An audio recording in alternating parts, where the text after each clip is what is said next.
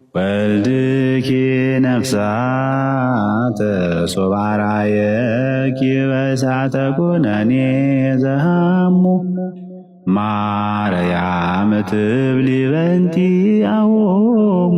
ይህ በምስሉ ላይ የምትመለከቱት በትናንትናው የሆሳዕና በዓል ላይ የጅማ ዩኒቨርሲቲ ተማሪዎች ባራቸው ላይ ዘንባባ አድርገው ወደ ትምህርት ቤቱ እንዳይገቡ ሲከለከሉ ነው። በጅማ ዩኒቨርሲቲ ይህ የመጀመሪያቸው ብቻ አይደለም። ነጠላ አድርጎ የሀበሻ ቀሚስ አድርጎ ትምህርት ቤት ውስጥ መንቀሳቀስም ሆነ መግባት አይቻልም። ጾምን ጾመው እንኳን ሰዓታቸው ሲደርስ ምግብ እንኳን አይሰጣቸውም። በራሳቸው ብር ከሬስቶራንት ከካፌ ምግብ ገዝተው ነው የሚበሉት። የጅማ ዩኒቨርሲቲ ኦርቶዶክሳውያን ተማሪዎች እጅጉን ተጨቆኑ ይገኛሉ።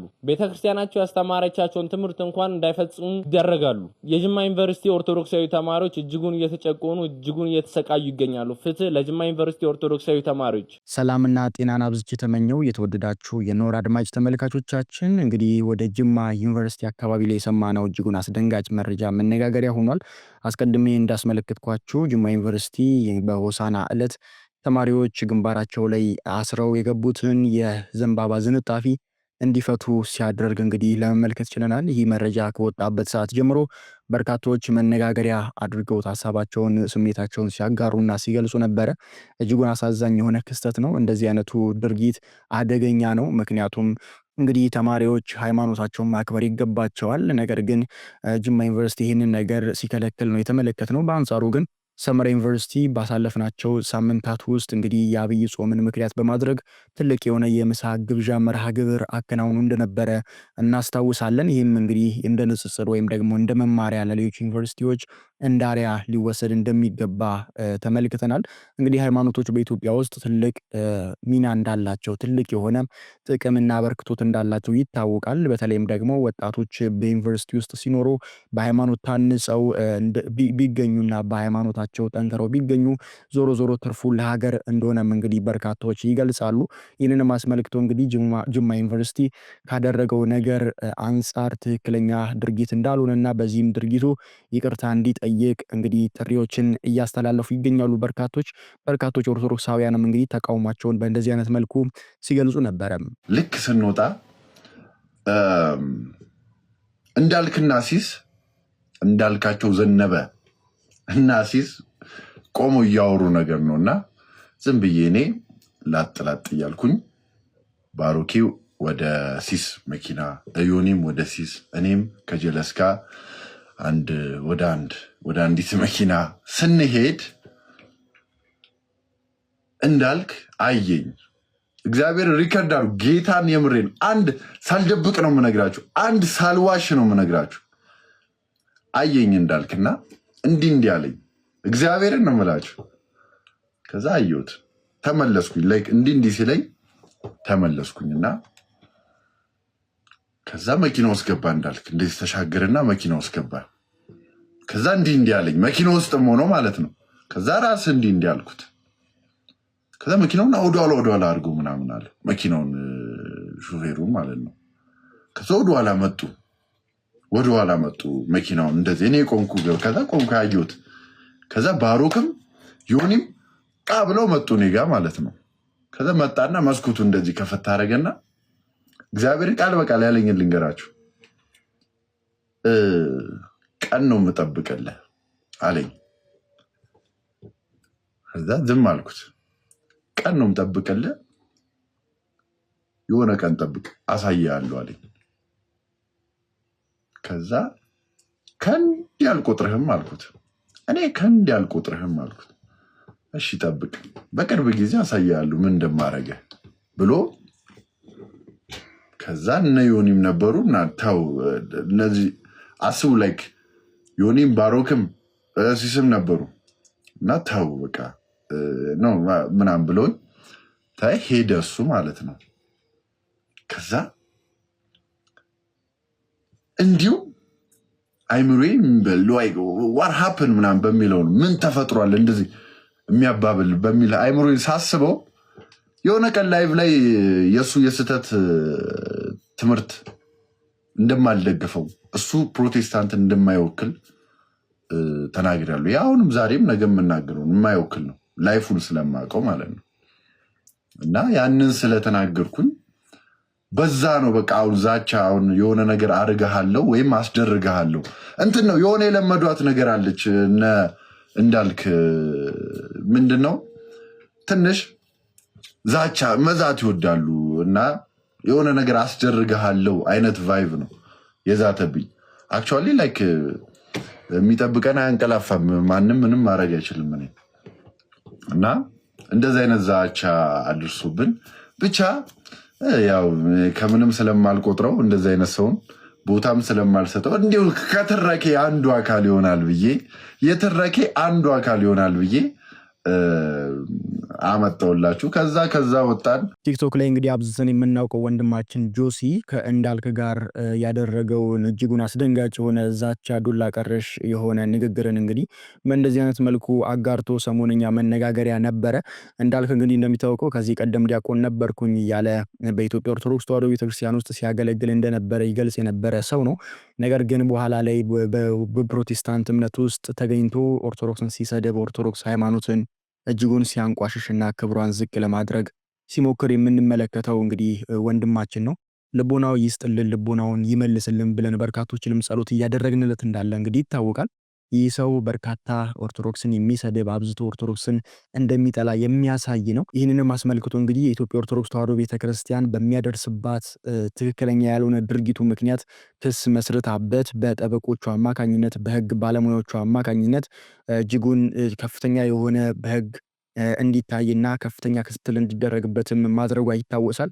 እንዲሁም ከሰሞኑ የወጣ አንድ መረጃ ነበረ ከሁለቱ መርጌታዎች ጋር በተጨማሪነት ይህ ሰው እንዳልካቸው ዘነበ በህግ ምርምር ውስጥ በህግ ምርመራ እየተደረገበት እንዳለና እንግዲህ ተይዞም ወደ ፖሊስ ጣቢያ አምርቶ በፖሊስ የህግ ምርመራ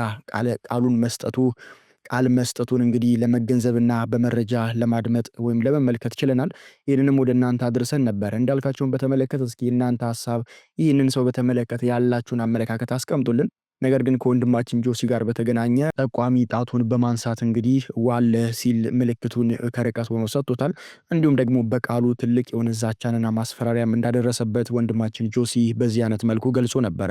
ለእንደነዚህ አይነቱ ክስተትና ወይም ደግሞ ልክ እንዳልካቸው ዘነበ አይነት ዛቻዎች፣ ማስፈራሪያዎችና ትክክለኛ ያልሆኑ ስነ ምግባራዊ ያልሆኑ ከስነ ምግባር የወጡ ያፈነገጡ ድርጊቶች ወይም ደግሞ እውነታዎች ሲመጡ ከፊት ለፊታችን ሲደቀን አባታችን መምህራችን የቤተክርስቲያናችን ጳጳስ የሆኑት አቡነ ኤርሚያስ በእንደዚህ አይነት መልኩ አስተምረውናል። ይህንን ነገር ልብ ማለት ይገባናል፣ ይህንን የአምላካችንን ትምህርትና ቃል ማስተዋል ይገባናል ሲሉ በእንደዚህ አይነት መልኩ አስተምረውናል።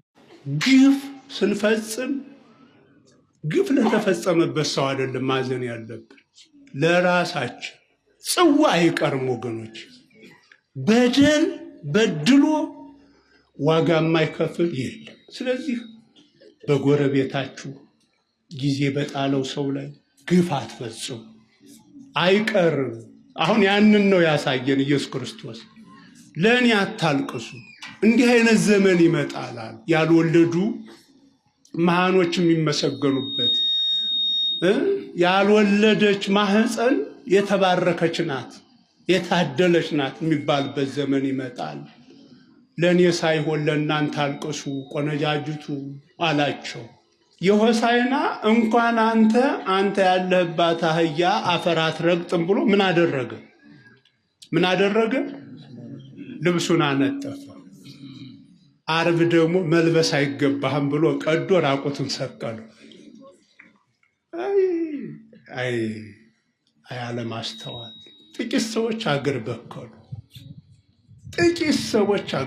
እንደዛ አድርገው ቀየሩት እና እዛ ላይ ሆኖ ራቁቱን ተሰቅሎ ደሙ እየፈሰሰ አባት ሆይ የሚያደርጉትን አያውቁምና ይቅር በላቸው አለ። እንግዲህ መድኃኔዓለም የምንለው ይሄ ነው። እኔ ኦርቶዶክስ እኮ ነኝ። እኔ የምለውን ትላለህ። አልገባኝ። አንተ የምትለው ለምንድን እኔ የምለውን ቅጣት አይደል? እኔ የምለውን ትላለህ። ቅዱሳት ታመጣና በኢትዮጵያ ኦርቶዶክስ ይሄ የከበረ ነገር ነው። የከበረ ነገር ኖ የከበረ ነገር መጀመሪያ ምን እንደምታደርግ አዳምጣ። እኔ ኦርቶዶክስ አለሁ። የኦርቶዶክስን ቅዱስ ብለው የሚያከብሩትን ነገር እኔ ለጌም ብዬ እንደዛ አይነት ነገር አላደርግም፣ መቼም አላደርግም። ሁለተኛው እጅን አንሳ። እግዚአብሔር ሆይ በል እግዚአብሔር ሆይ ይቅር በለኝ።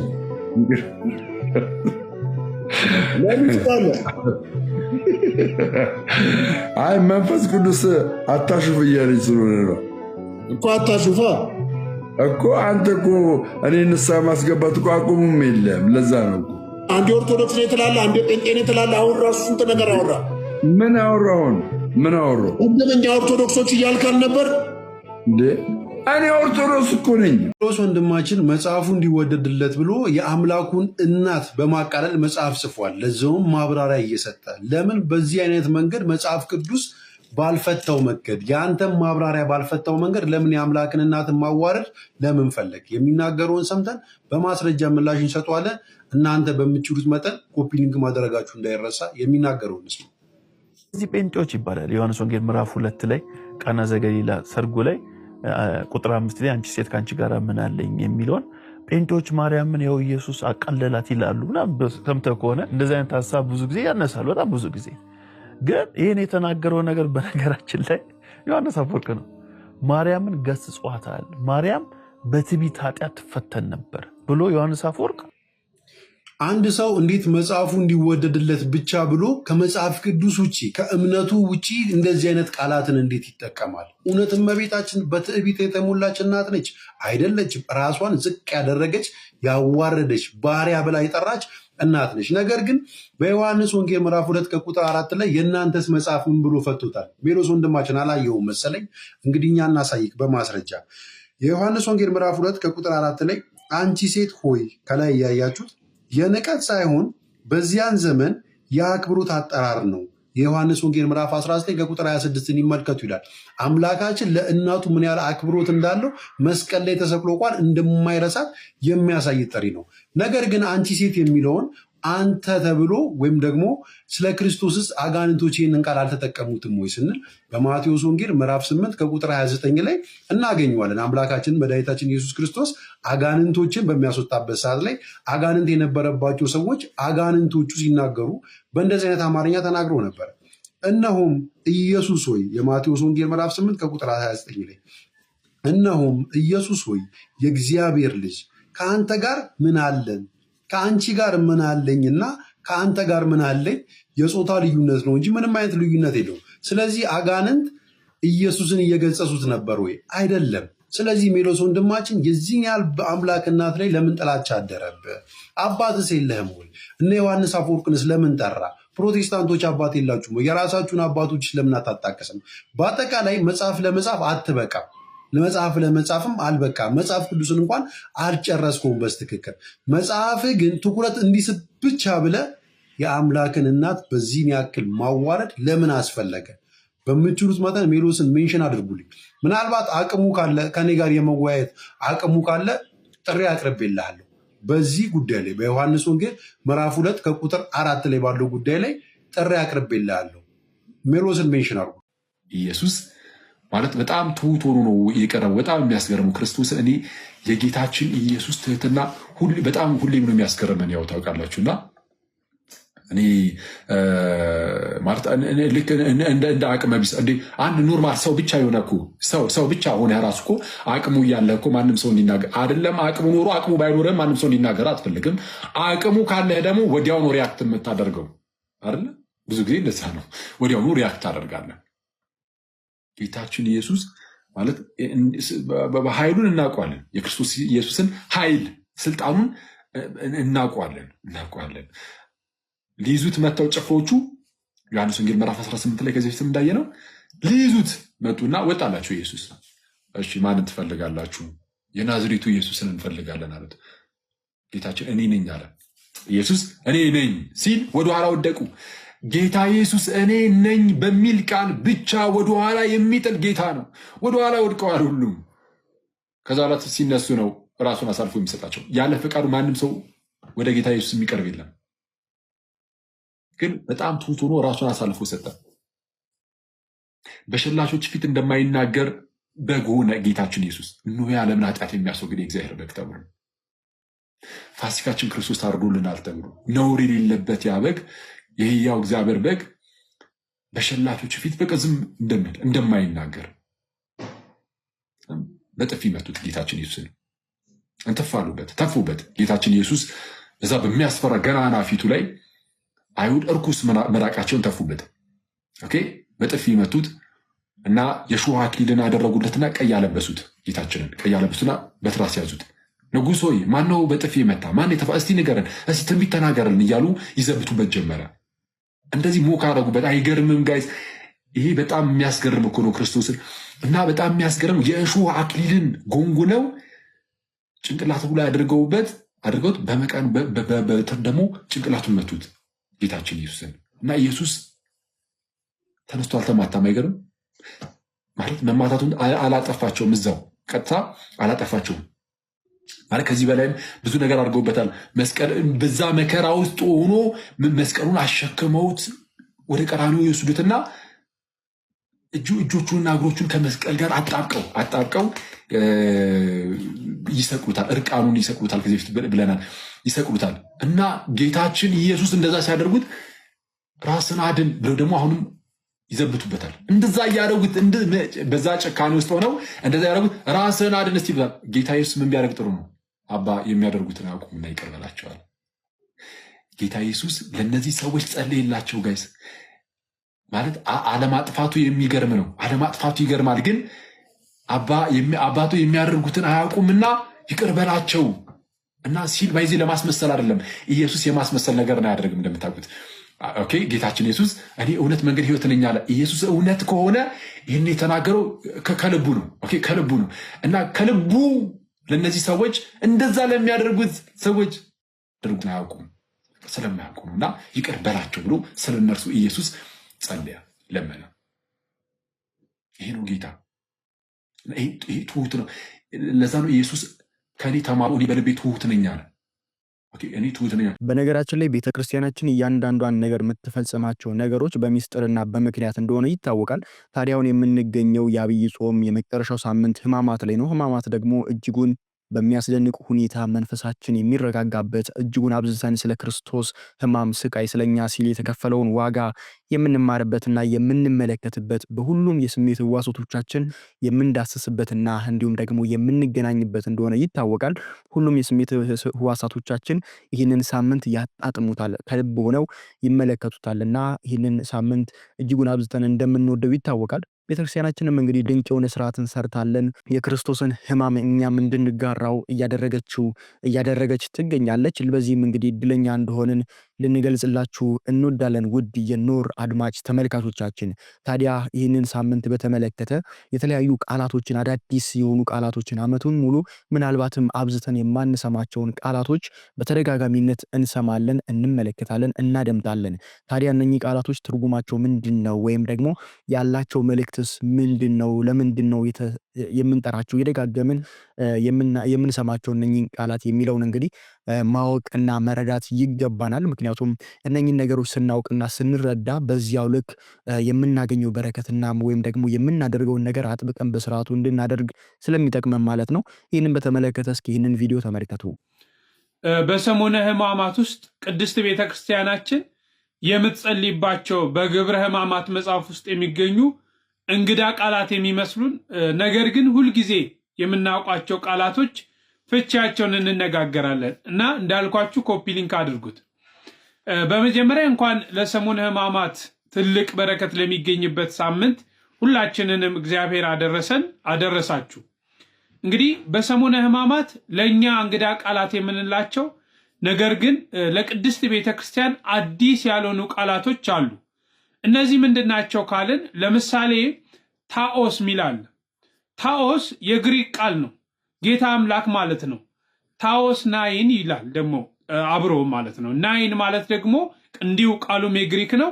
ናይን ማለት ማረን ማለታችን ነው። ስለዚህ ታኦስ ናይን ስንል ምን እያልን ነው? ጌታ ወይ ማረን፣ አምላክ ወይ ማረን ማለታችን ነው። ሌላው ደግሞ ማስያስ የሚላል። ይህ ማስያስ የሚለው ደግሞ የዕብራይስጥ ቃል ነው።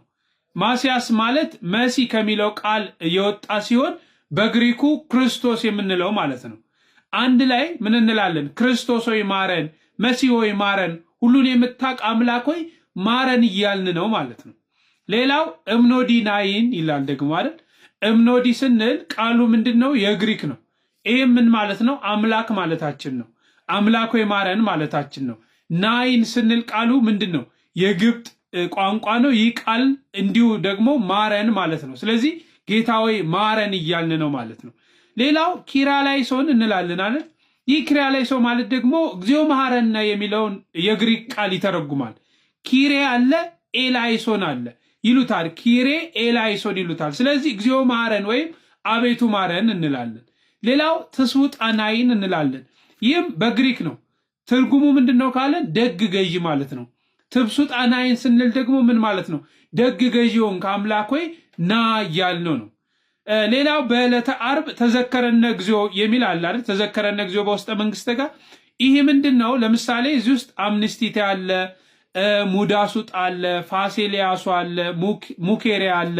እነዚህ ሁሉ ፊያታዊ ዜማ ወይም በቀኝ በኩል የተሰቀለው ወንበዴ የተናገረው ቃል ነው የምናስታውስበት። እሱ እናስታውሳለን። ተዘከረነ እግዚኦ በውስጠ መንግስት ስንል አቤቱ በመንግስት በመጣ ጊዜ አስበኝ ያለውን የምናስታውስበት የግሪክ ቃል ሆኖ በጥቅሉ ምንድን ነው? ቅዱስ ሆይ አስበን፣ ደግ አምላክ ሆይ ማረን፣ በመንግስት በመጣ ጊዜ የዓለም ጌታ የሁሉ የበላይ የሆንክ አምላክ ሆይ አስበን የሚሉ ትርጉሞችን ስለሚይዝ ቅድስት ቤተ ክርስቲያናችን ይህንን እያለች በግሪክ፣ በግብጥ፣ በግዕዝ፣ በዕብራይስጥ በዓለም ቋንቋ ሁሉ ለእግዚአብሔር የተቀደሰውን ጸሎት ምን ትላለች ማለት ነው?